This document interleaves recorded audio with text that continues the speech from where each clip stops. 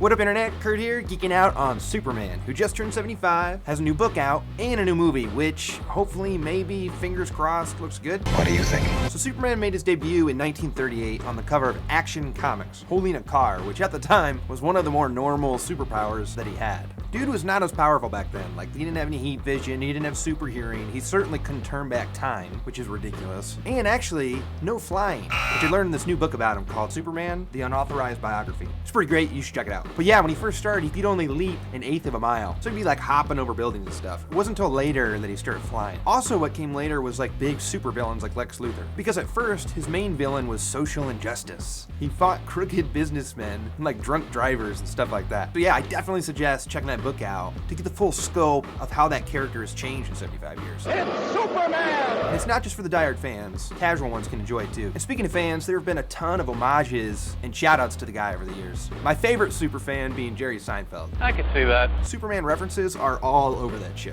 I remember hearing a rumor that you could find a Superman reference in every single episode. Not true, but damn close. And actually, the magnet that everybody's thinking of didn't actually appear for the first time until season 4. But one of my favorite Superman references is when he dates a girl named Lois. What are you gonna do, Jerry? Just so he could pretend that she's Lois Lane. Don't worry, Lois. I'll think of something.